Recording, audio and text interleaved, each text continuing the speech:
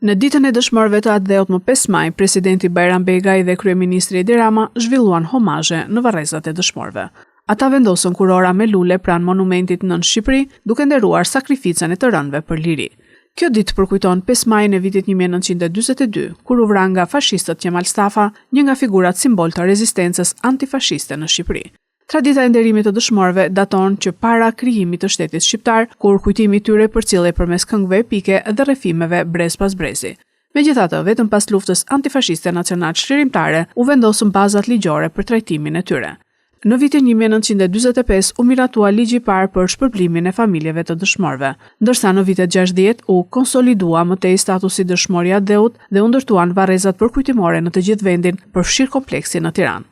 Pas ndryshimeve politike të viteve 90, statusi pësoi ndryshime, ndërsa në vitin 2000 u miratua ligji aktual që përfshin dëshmorët e të gjitha periudhave historike, përfshirë dhe ata të rënë në konfliktet e fundit në Shqipëri dhe Kosovë.